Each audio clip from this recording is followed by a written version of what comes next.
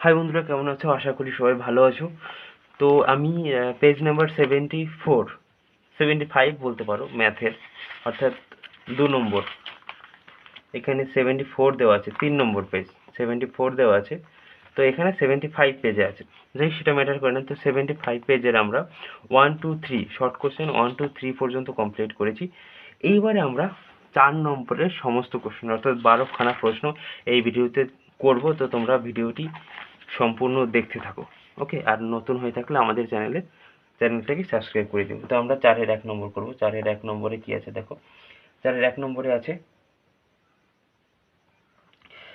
বার্ষিক বার্ষিক 20% চক্রবৃদ্ধি হার সুদে কত বছরে, এখানে কত, 1000 টাকার সমূল চক্রবৃদ্ধি 1440 টাকা হবে। ওকে, তো চলো আমরা লিখি। তাহলে ফার্স্টে আমরা আসল ধরবো। আসল পি ইকুয়াল টু 100 টাকা। ওকে, সুদের হার আর ইকুয়াল টু 20%, তাই তো? সময়টা এখানে লিখি, জায়গা যখন কম। এন ইকুয়াল টু বের করতে হবে। তাহলে সমূল চক্রবৃদ্ধি দিয়ে দিয়েছে একটা। সমূল চক্রবৃদ্ধির সূত্র কি? সমূল চক্রবৃদ্ধির সূত্র পি ইন্টু 1 + r/100 পড়ে যাবে বছরে এত টাকা। এবার আমরা প্রশ্নানুসারে লিখব। প্রশ্নানুসারে এবার এটা ইকুয়াল টু এই সমূল চক্রবৃদ্ধি কত দিয়েছে? 1440 টাকা।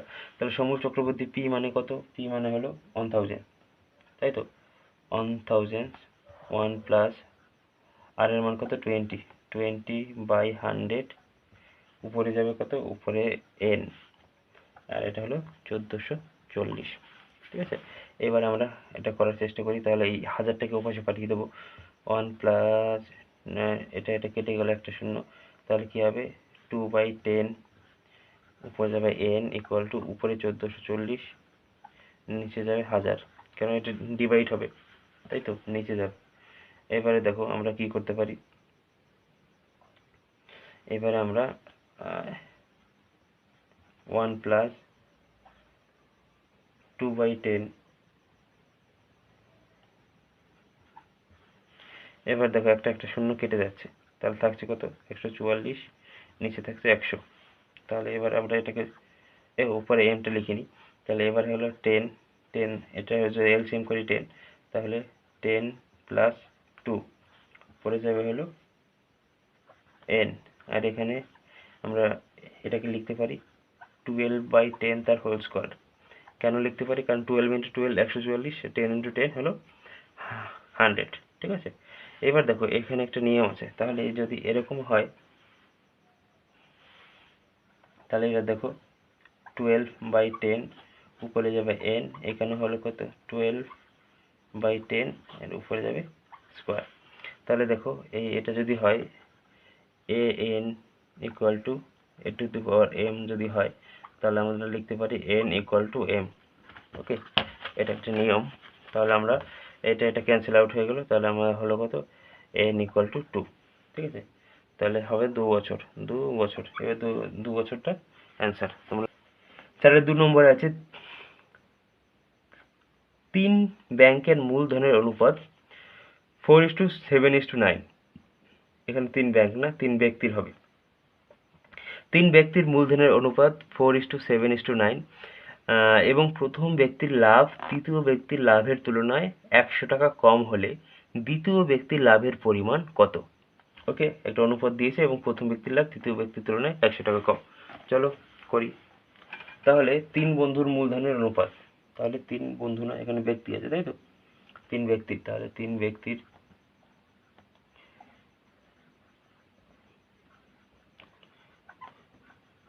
মূলধনের অনুপাত কত দিয়েছে? 3 ব্যক্তির মূলধনের অনুপাত 4:7:9, তাই তো? তাহলে লাভের অনুপাত আর মূলধনের অনুপাত একই। তাহলে 3 ব্যক্তির লাভের অনুপাত এটাই মূলধনের অনুপাত, তাই তো? অনুপাত, তাহলে কত? 4:7:9। তাহলে এটা এখান থেকে শুরু হচ্ছে, এটাই মূলধনের অনুপাত। এইবারে আমরা ধরে নেব, তাহলে লাভের অনুপাত যা মূলধনের অনুপাতেই তাই, এটা তোমরা সবাই জানো। এবার 3 বন্ধুর লাভ ধরি, 3 ব্যক্তির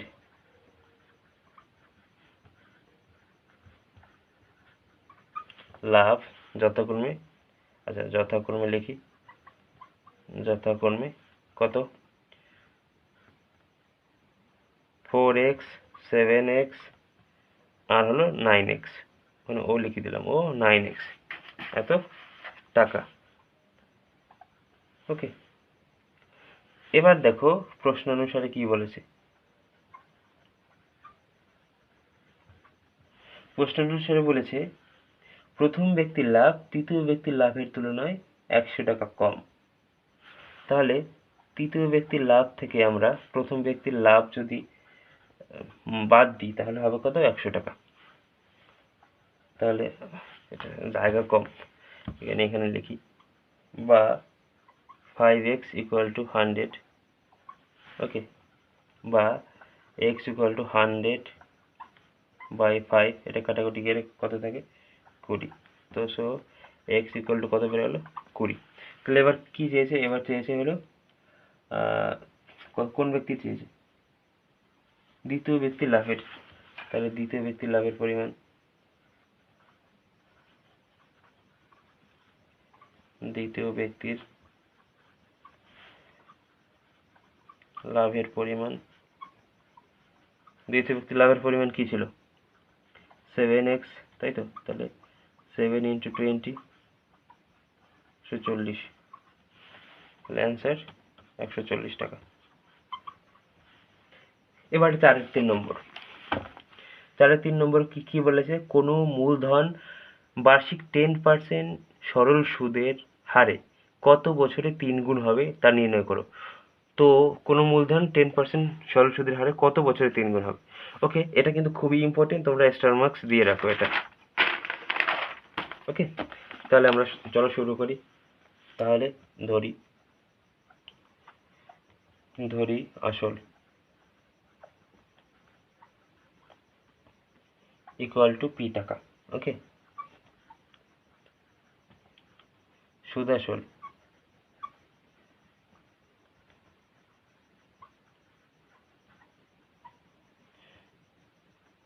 তাহলে কি বলেছে,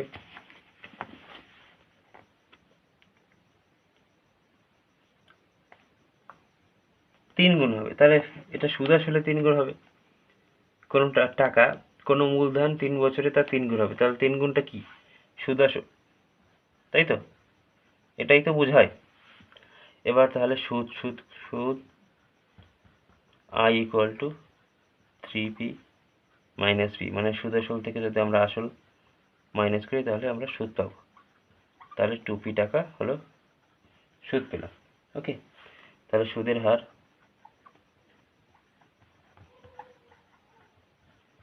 R = 10%। ওকে, এবার আমরা কি জানি, আমরা জানি I = P × T × R/100। ওকে, তাহলে I এর মান কত, I এর মান 2p = P এর মান কত, আসল তো P,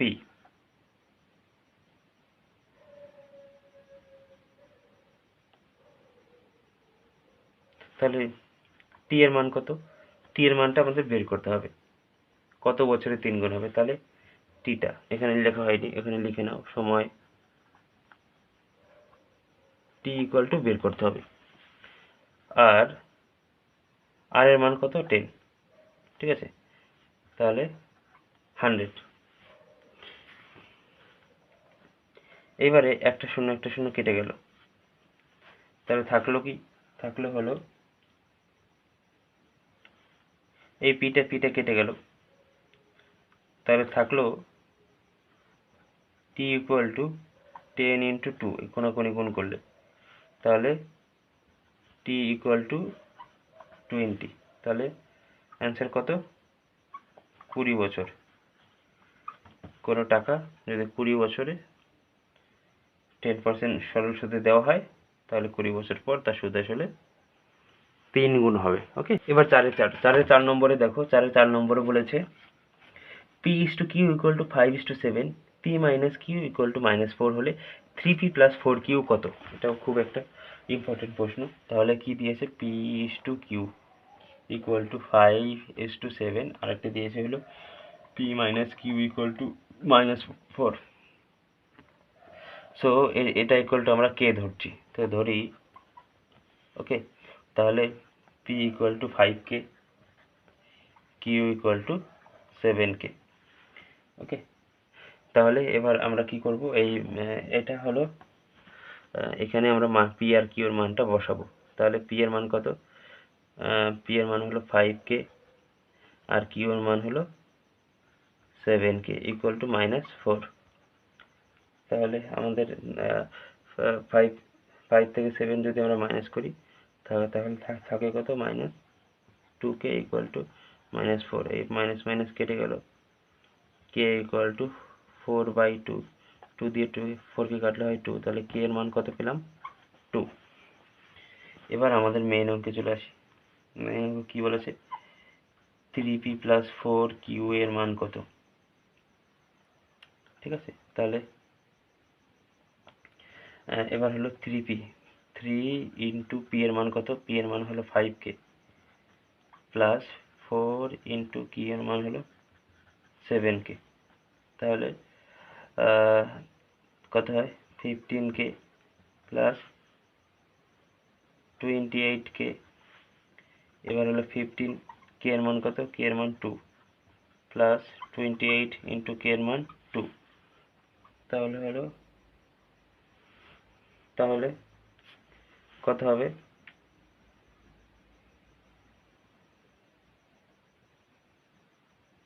ওকে, তাহলে এখানে হবে 30। এখানে তাহলে কত হবে?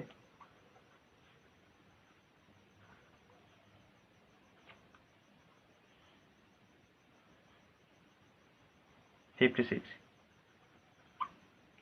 তাহলে হলো 686। তাহলে এর অ্যান্সার কি হলো? অ্যান্সার 86। ওকে, তো এখানে 15K আর 18K তোমরা প্লাস করেও নিতে পারো। যাই হোক, এটা হলো 4 নম্বর ছিল। 4-এর 5 রয়েছে, প্রমাণ করো যে √7 - √3 গ্রেটার দেন √5 - 1। অর্থাৎ √7 - √3 এটি হলো √5 - √1 এর ছোট। ঠিক আছে, অর্থাৎ এই ভিটা যেদিকে যাবে সেই দিকটা বড় দিক, উল্টো দিকটা মানে সরু অংশটা ছোট দিক। এটাই মনে রাখবে, ব্যাস। এবার আমরা অঙ্কটা করার চেষ্টা করি। দেখো, এবার অঙ্কটা কি বলেছে? লেট x = আমরা ধরে নিলাম x = √7 - √3 আর y = ধরলাম কি? y = ধরলাম হলো √5 - 1। ঠিক আছে, এইবারে কি করব? এইবারে হলো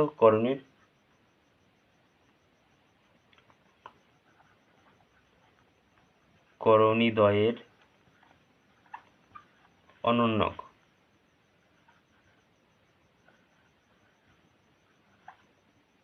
অনন্যক করে হরের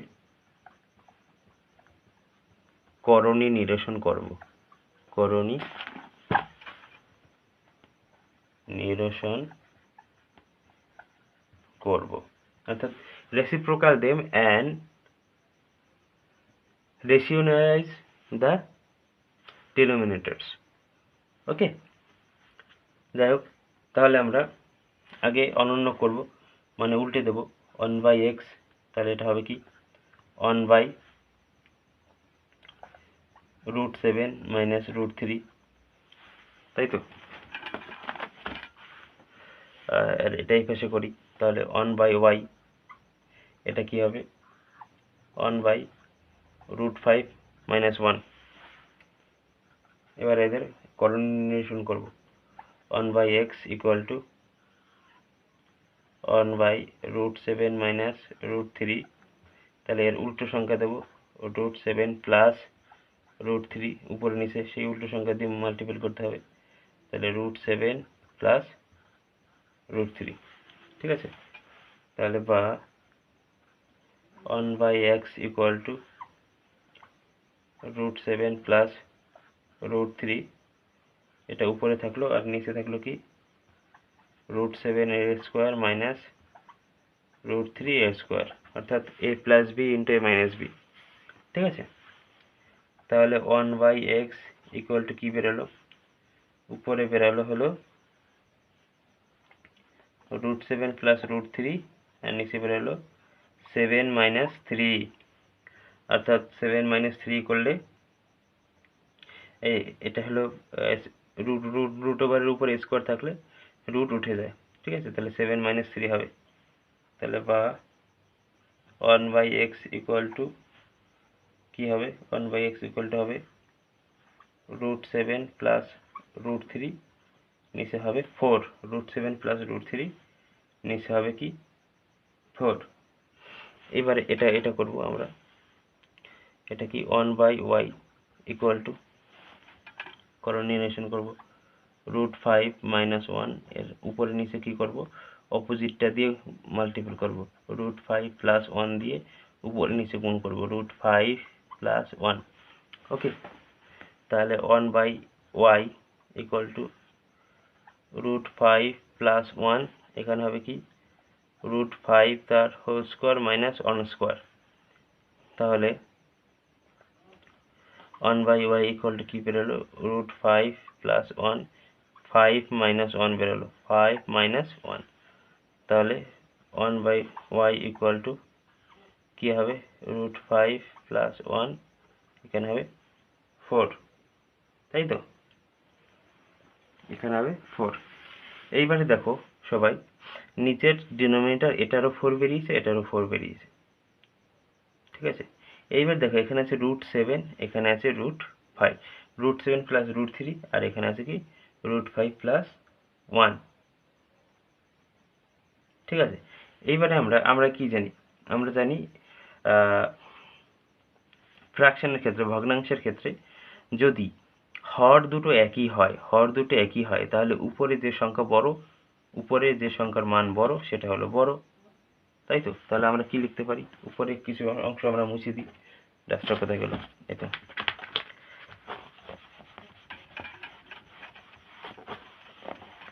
তাহলে আমরা এখানে আছে √7 প্লাস √3/4, এখানে আছে √5 প্লাস 1/4, তাহলে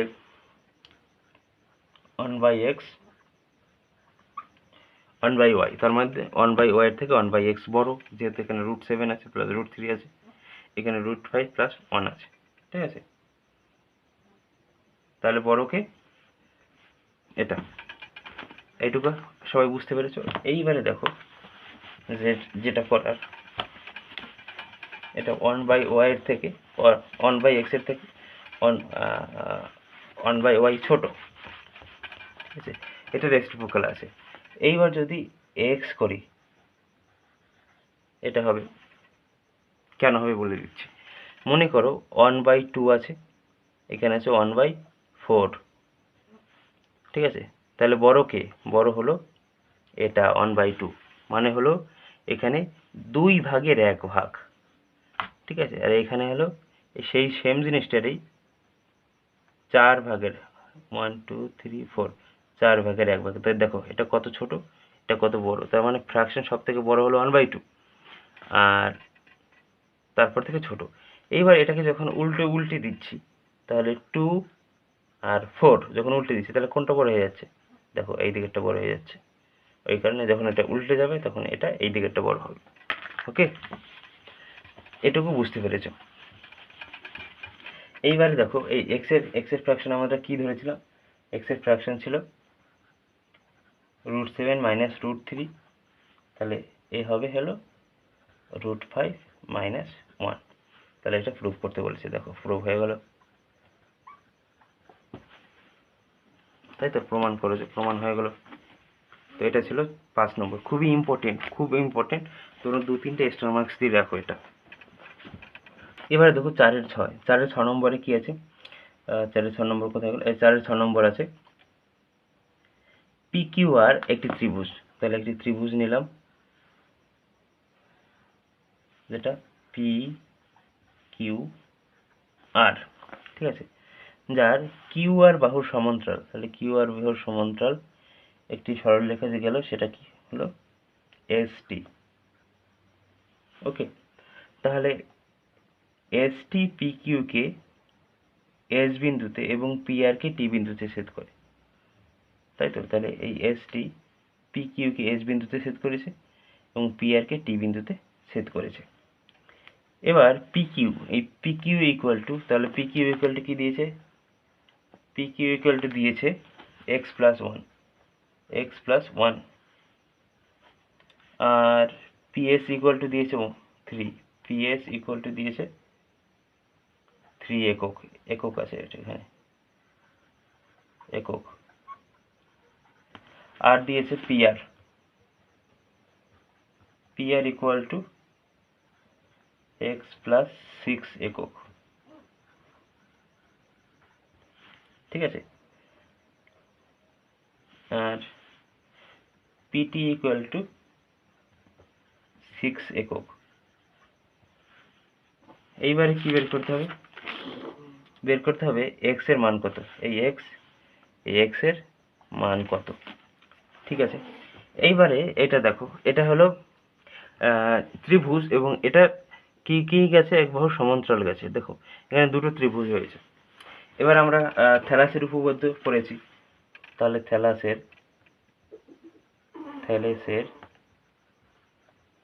উপপাদ্য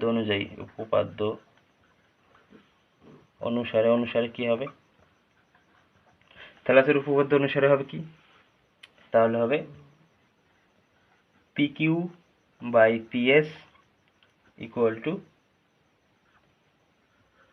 PR বাই PT, তাই তো? PQ by PS, PR by PT, তোমরা সবাই জানো। সদৃশ অর্থাৎ সিমিলারিটি সাবজেক্ট, সদৃশ সাবজেক্ট যে চ্যাপ্টারটা, সেই চ্যাপ্টারে তোমরা থ্যালাসের উপপাদ্য সবাই পড়েছো। এরকম যদি ত্রিভুজ থাকে তাহলে এই বড়টা বাই এটা, আবার বড়টা বাই ছোটটা হয়, ঠিক আছে, এই দুটো ত্রিভুজের ক্ষেত্রে। এবার আমরা মানগুলো বসাবো। মানগুলো কি হবে? মানগুলো PQ এর মান কত? x প্লাস 1, ওকে, আর PS এর মান হলো 3। এবার PR এর মান হলো x, xটাকে একটু অন্যরকম লিখি, x প্লাস 6, আর PT এর মান হলো 6, তাই তো? PT এর মান হলো 6। এইবারে আমরা কোনাকুনি গুণ করে দেব। তাহলে 6x প্লাস 6 এখানে হলো 3x প্লাস 18। এবার দেখো x গুলোকে একদিকে আনবো, 6x মাইনাস 3x, এখানে 18 মাইনাস 6, তাহলে কি হলো? তাহলে 6x থেকে 3x গেলে প্লাস 3x থাকে, ইকুয়াল টু 16 থেকে যদি 18 থেকে 6 গেলে থাকে হলো 12, তাহলে x ইকুয়াল টু 12/3, এটা কাটাকুটি করলে হবে 4, তাহলে x ইকুয়াল টু 4। তাহলে অ্যান্সার x এর মান 4 একক। এটা হলো 6 নম্বর, খুবই ইম্পর্টেন্ট। ওকে, এবার পরের প্রশ্নে চলে যাব হলো 4-এর 7 নম্বরে, ঠিক আছে। 4-এর 7 নম্বর কি বলেছে দেখো, ওকেন্দ্র বিশিষ্ট বৃত্তের উপর এ বিন্দুতে এটি একটি স্পর্শক, বিসি ব্যাসের বর্ধিত অংশ স্পর্শককে টি বিন্দুতে ছেদ করে। ABC ইকুয়াল টু 25 ডিগ্রি, আর ATB এর মান কত? ঠিক আছে, তাহলে একটা বৃত্ত আঁকলাম, ঠিক আছে, এটা হলো ওকেন্দ্রীয় বৃত্ত, এটা হলো ABC ব্যাস, তার বর্ধিত অংশ, এটা হলো BC ব্যাস, তাহলে বর্ধিত অংশ। এবার হলো এখানে একটা এই বিন্দুতে, এখানে কি বিন্দুতে? এখানে আমরা এই বিন্দুতে একটা স্পর্শক আঁকবো, যেটি বর্ধিত ব্যাস এবং স্পর্শককে টি বিন্দুতে ছেদ করেছে, ঠিক আছে। এইবার হলো যেহেতু এটা স্পর্শক, তাহলে আমরা স্পর্শক, আমি একটি ব্যাসার্ধ আঁকলাম OA, ঠিক আছে। আমরা এবার কি করব, এ বিটা জয়েন করে দেবো। ওকে, এটা ছিল আমাদের ডায়াগ্রাম, অর্থাৎ এটা মানে ছবিটা। এইবার আমাদের কি কি মানগুলো দিয়েছে দেখো, মানগুলো দিয়েছে হলো A B C equal to দিয়েছে 25 ডিগ্রি, তাই তো। এবার এ বি সি যা, এ বি ও তাই, এ বি ও সেটাও তাই, একই কোণ, এটাও 25 ডিগ্রি হবে। এবার দেখো ও এ ইকুয়াল টু ও বি, কেন, এটা হলো একই বৃত্তের ব্যাসার্ধ, তাই তো। এই ও এ ইকুয়াল টু ও বি যদি তাই হয় তাহলে এই অপোজিট কোণ দুটো সমান হবে, ঠিক আছে। তাহলে কোন কোন দুটো সমান হবে, অ্যাঙ্গেল বি এ ও সমান সমান angle A B O, A B O. তাহলে দেখো এ বি ওর মান আমরা অলরেডি 25 ডিগ্রি পেয়ে গেছি, তাহলে এ B O R B A ও দুজনের মানই 25 ডিগ্রি হবে, কারণ এরা দুজন সমান, তাই তো। এবার আমরা কি জানি, টি এ একটা স্পর্শক, এই টি এ একটা স্পর্শক, তাহলে টি এর কি, টি এ একটি স্পর্শক আর হলো ও এ হলো স্পর্শগামী বিন্দু, স্পর্শগামী ব্যাসার্ধ, স্পর্শগামী ব্যাসার্ধ, ঠিক আছে। ওই হলো কি, স্পর্শগামী ব্যাসার্ধ। যদি তাই হয় তাহলে ও এটা এটি এর উপর লম্ব, তাই তো। তাহলে ও এ লম্ব এটি, ওকে, বা টি এ, যাই লেখো না কেন। এবার যদি তাই হয় তাহলে এই কোণটা 90 ডিগ্রি হবে, যেহেতু লম্ব হয়েছে ওটা। তাহলে কোন ওই কোণটার নাম কি, ওই কোণটার নাম হলো টি এ ও ইকুয়াল টু 90 ডিগ্রি, ঠিক আছে। এবার এটা 90 ডিগ্রি আমরা পেলাম।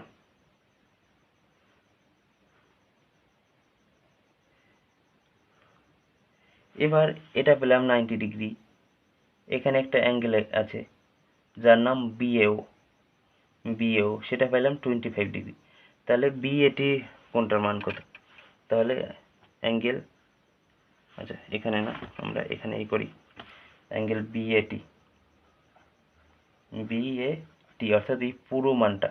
তাহলে বিএটি মানে হলো কি, বিএটি মানে হলো দুটো কোণের সমষ্টি, তাহলে বিএটি মানে হলো অ্যাঙ্গেল বিএও প্লাস অ্যাঙ্গেল এই বড়টা মানে এটা, তাহলে অ্যাঙ্গেল টিএও, তাই তো। তাহলে 25 ডিগ্রি প্লাস 90 ডিগ্রি সমান 115 ডিগ্রি। 115 ডিগ্রি হলো কিন্তু এই বড় কোণটা পেলাম, অর্থাৎ বিএটি বড় কোণটা পেলাম। তাহলে দেখো এই বড় কোণটা পেলাম, এই কোণটাও আমরা আগে পেয়েছি, এবিও বা এবিসি, এটা দিয়েই দিয়েছে 25 ডিগ্রি। তাহলে আমরা একটা কোণ দুটো কোণ পেলাম, তাহলে এই কোণটার মানটা আমরা বের করতে পারবো। তাহলে এই কোণটার মান কি করে বের করব, এটিবি, আমরা কি জানি, ত্রিভুজের তিন কোণের সমষ্টি 180 ডিগ্রি, তাই তো। লিখি, ত্রিভুজের তিন কোণের সমষ্টি 180 ডিগ্রি, তাহলে ATB plus BAT plus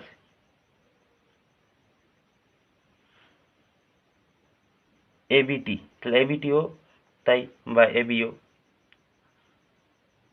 ABT equal to 180 degree. তাহলে এবিটিটা কি, এবিটি বা এবিসি এবিও যাই কোথায় একই কোণ তো।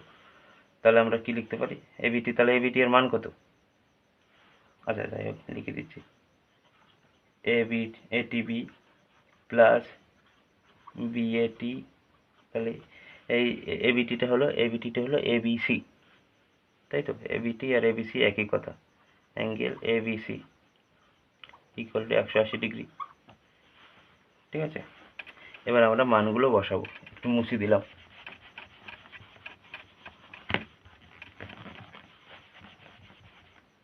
তাহলে এটিবি ইকুয়াল টু 180, এইদিকে যাবে কোনটা, এইদিকে যাবে angle BAT plus angle ABC, ঠিক আছে। এটা উপসে গেলে মাইনাস হয়ে গেল, মানে এখানে ছিল প্লাস, উপসে গিয়ে হলো মাইনাস, ওকে। তাহলে 180 ডিগ্রি, তাহলে ওই দুটো প্লাস করলে কত হবে, বিএটি কত ছিল, তাহলে বিএটি ছিল হলো বিএটি এই তো বিএটি আমরা বের করেছি, বিএটি হলো 115 ডিগ্রি, 115 ডিগ্রি, আর এবিসি হলো 25 ডিগ্রি, তাই তো। তাহলে এই দুটো থেকে প্লাস করে 180 থেকে মাইনাস করলে এই কোণটা পাওয়া যেত। তা আমি একটু বেশি করে লিখিয়ে দিলাম যাতে তোমাদের মনে কোনো ডাউট না থাকে। তাহলে 180 ডিগ্রি মাইনাস, তাহলে হলো 115 প্লাস 25, তাহলে 140, তাই তো। তাহলে হবে 40 degree. Answer, angle A T B এর মান 40 ডিগ্রি। তোমরা কিন্তু এই লাইনটা ডাইরেক্ট এই লাইন থেকেই লিখতে পারতে, বা এই লাইনটা, হ্যাঁ এই লাইন থেকে ডাইরেক্ট লিখতে পারতে। এখানে দুটো লাইন কিন্তু এক্সট্রা লেখার দরকার হতো না। তাও আমি এখানে দুটো লাইন লিখালাম কেন? ত্রিভুজের 3 কোণের সমষ্টি 180 ডিগ্রি। তাহলে কোন 3 কোণের সমষ্টি সেটাও আমি একটু দেখিয়ে দিয়েছি তোমরা যা ডাইরেক্ট এই লাইন থেকে শুরু করবে, ঠিক আছে। ATB equal to 180 minus BAT plus ABC, ঠিক আছে। এটা ছিল 7 নম্বর, খুবই ইম্পর্টেন্ট। এবার পরের অঙ্কে যাব। এবার 8 নম্বরে কি বলেছে? 8 নম্বরে বলেছে এবিসি অন্তঃকেন্দ্র ও ত্রিভুজ এবিসি ত্রিভুজের অন্তঃকেন্দ্র O angle BOC equal to 120 degree হলে বিএসি এর মান কত? ওকে, তাহলে একটা ত্রিভুজ নেব, ঠিক আছে। ত্রিভুজের তাহলে এটা হলো, যদি মানে শীর্ষবিন্দু থেকে এটা,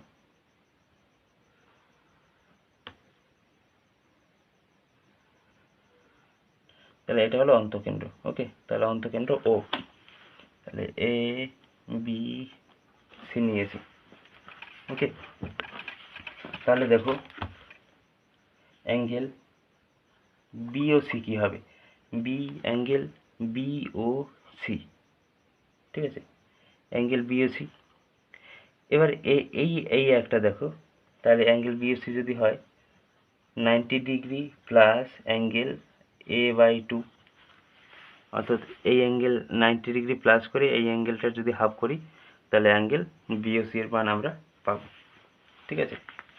তাহলে অ্যাঙ্গেল সিও এর মান কি পাবো? অ্যাঙ্গেল সিও এর মান কি পাবো? তাহলে 90 ডিগ্রি প্লাস অ্যাঙ্গেল B/2। তাহলে এই যে এটাকে যদি আমরা দুভাগ করি এবং 90 ডিগ্রির সাথে প্লাস করি, তাহলে অ্যাঙ্গেল সিও, হ্যাঁ এটা করে তাহলে আমরা এটা অ্যাঙ্গেল সিও এর মান আমরা পেয়ে যাব। তাহলে অ্যাঙ্গেল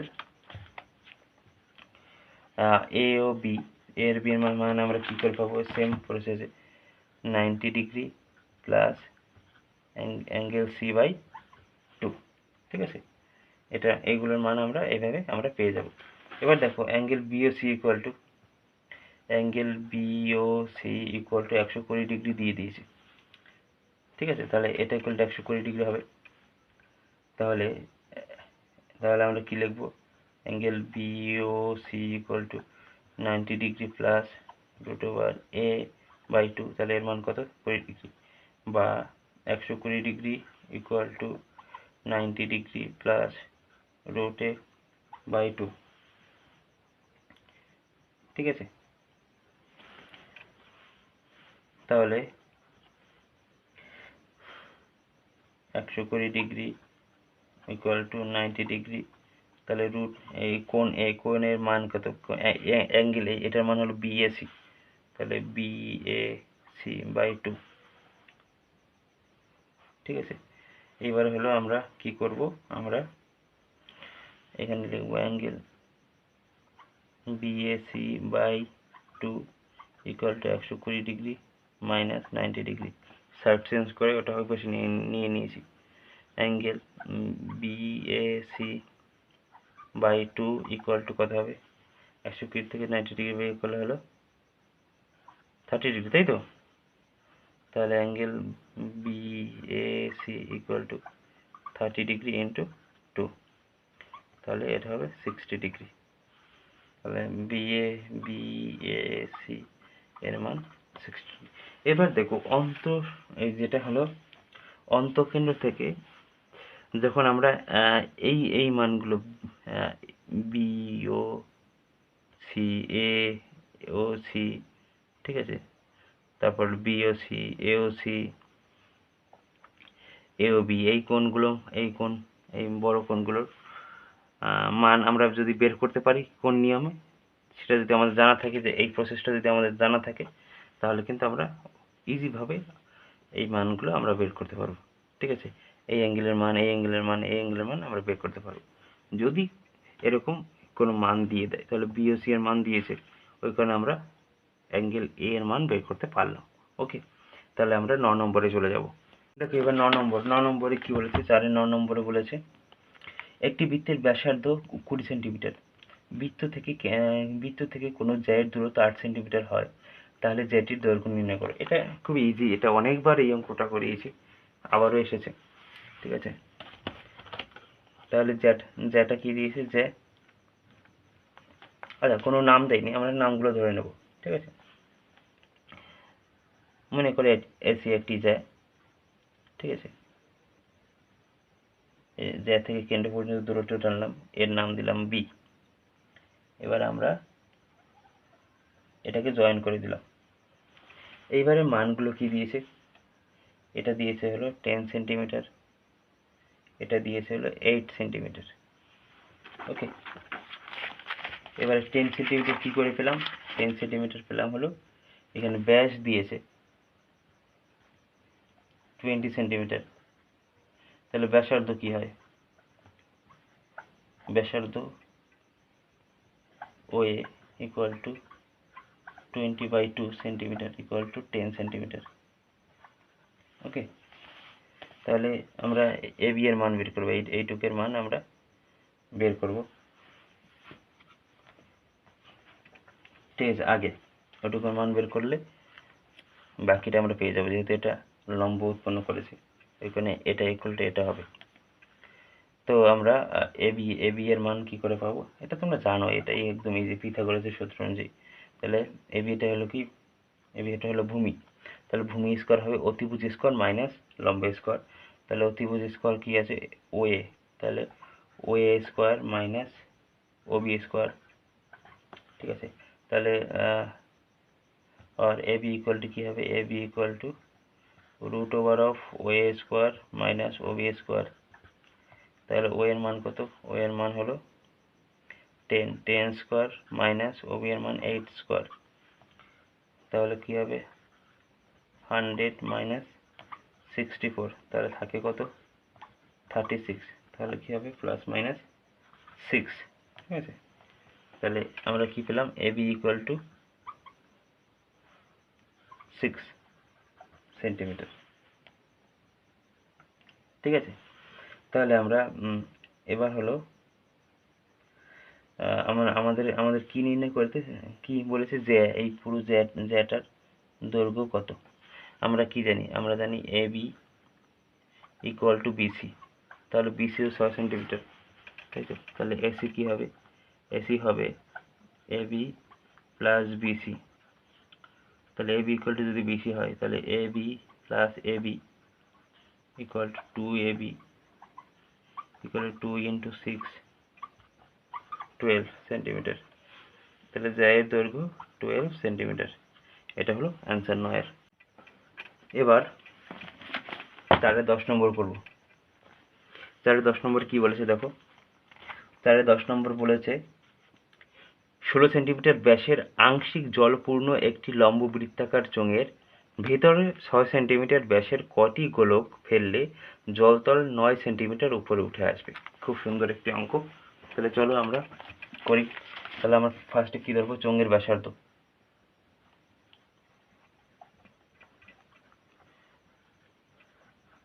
চোঙের ব্যাসার্ধ আর ইকুয়াল টু কি হবে, তাহলে 16/2 ইকুয়াল টু 8 সেন্টিমিটার, ঠিক আছে।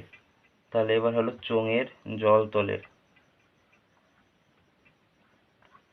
জলতলের উচ্চতা কত হবে, উচ্চতা H ইকুয়াল টু 9 সেন্টিমিটার দিয়ে দিয়েছে, তাই তো। 9 সেন্টিমিটার বৃদ্ধি পাবে কখন, সেটা দিয়ে দিয়েছে। ওকে, এবার হলো কয়টি গোলক ফেললে, এবার গোলক, তাহলে গোলকের ব্যাসার্ধ ক্যাপিটাল আর ইকুয়াল টু 6/2, ব্যাস দিয়েছি 6, তাহলে 3 সেন্টিমিটার। ওকে, এবার ধরি গোলকের সংখ্যা, মানে গোলক ফেলতে হবে, গোলকের সংখ্যা x। ওকে, তাহলে শর্তানুসারে গোলকের আয়তন চোঙের আয়তন সমান, ঠিক আছে। তাহলে x ইন্টু গোলকের আয়তন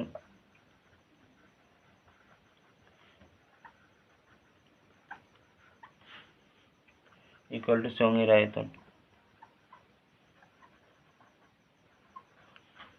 ঠিক আছে। এবার কি হবে, 4/3 গোলকের আয়তন কি, pi r cube into x equal to চোঙের আয়তন হলো পাই আর স্কোয়ার এইচ। এবার তাহলে কি হলো, এবার পাই পাই ক্যান্সেল আউট হয়ে গেল। ওকে, এইচের একটা মান দেওয়া আছে, তাহলে 4/3 আর এর মান কত, 3 এর cube into x equal to r square, r স্কোয়ারের মান হলো 8 স্কোয়ার ইন্টু এইচের মান হলো 9, ঠিক আছে। এবার আমরা তাহলে কি পেলাম,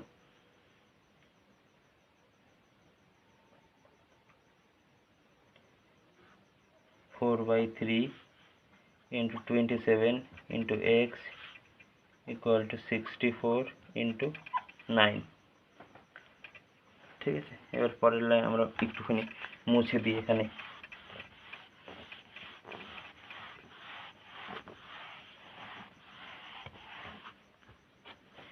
এখানে একটা লাইন লেখা যাবে। তাহলে এই 3 এখানে ভাগ আকারে আছে, ওপাশে গেলে কি হবে, গুণ হবে। তাহলে 4 into 27 into x equal two 64 into 9 into 3। ওকে, এবারে হলো আমরা এখান থেকে ডাইরেক্ট এই লাইন এখানে চলে যাচ্ছি। তাহলে এক্স ইকুয়াল টু, তাহলে এক্সের সাথে এই দুটো গুণ আকারে আছে, ওপাশে গেলে নিচে যাবে না, ভাগ আকারে হবে। তাহলে উপরে কি হবে, উপরে হবে 64 ইন্টু 9 ইন্টু 3, আর নিচে হবে 4 ইন্টু 27। ওকে, এবার হলো আমরা কাটাকুটি করি।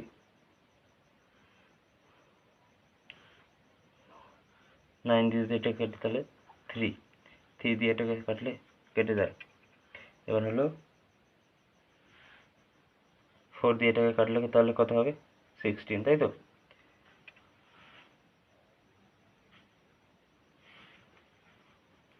তাহলে এক্স এর মান কত বেরোলো, এক্স এর মান হলো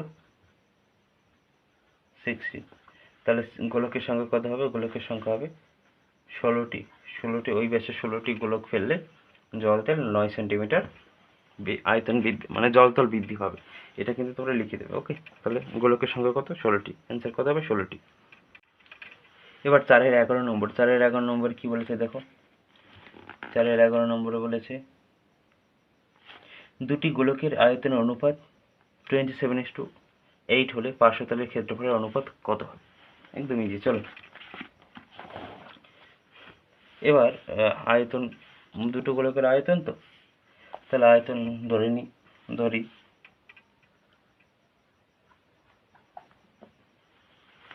প্রথম গোলকের, দুটি গোলক বলেছে তো,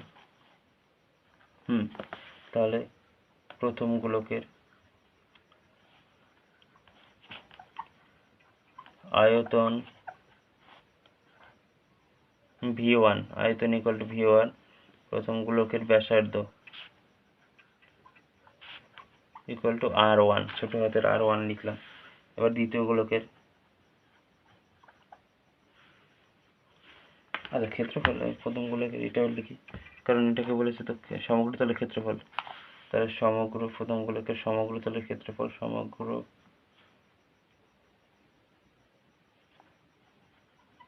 তলের ক্ষেত্রফল ধরলাম S1। এবার দ্বিতীয়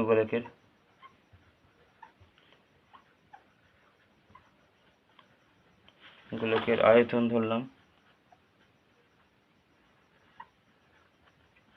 V2 দ্বিতীয় গোলকের ব্যাসার্ধ ধরলাম R2, দ্বিতীয় গোলকের সমগ্রতলের ক্ষেত্রফল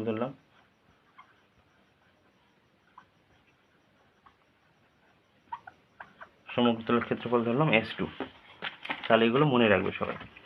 V1 V2 S1 S2 R1 R2 গুলো কি, ঠিক আছে, সবাই মনে রাখবে এটা। চলো এবার হলো আমাদের অনুপাত দিয়ে দিয়েছে, কিসের অনুপাত? আয়তনের অনুপাত।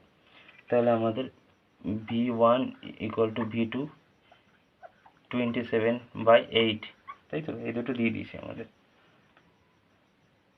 তাহলে এই V1 সমান আমরা কি জানি, মানে আয়তন হলো, আয়তনের সূত্র মনে আছে, 4/3 পাই R1 cube by 4/3 pi R2 তার কিউব, তাই তো। তাহলে আমরা এই 4/3 পাই কেটে গেল, এটার মান তো 27/8। V1 আর V2 এর মানে ফর্মুলাটা বসালাম। তাহলে এবার আমরা কি পেলাম, বা এই পরের লাইন যেহেতু নিচে জায়গা নেই, তাহলে বা আমরা কি পেলাম, R1/R2 মানে R1 কিউব R2 এর কিউব ইকুয়াল টু পেলাম 27, 8 পেলাম, তাই তো, 8। তাহলে R1/R2 তার হোল কিউব, এখানে আমরা লিখতে পারি 3 এর হোল কিউব আর 2 এর হোল কিউব, তাই তো। তাহলে এবার আমরা কি লিখতে পারি, R1/R2 ইকুয়াল টু 3/2 তার হোল কিউব, আচ্ছা, R1 এর হোল কিউব ইকুয়াল টু 3/2 এর হোল কিউব, এই হোল কিউব। তাহলে এই কিউব হোল কিউব কেটে গেল, ঠিক আছে। তাহলে আমরা কি পেলাম, R1/R2 ইকুয়াল টু পেলাম 3/2, কি পেলাম 3/2। এবার এটা মনে রাখবে, R1/R2 পেলাম হলো 3/2। এবার আমাদের আসল খেলা, এবার সমগ্র তলের ক্ষেত্রফল।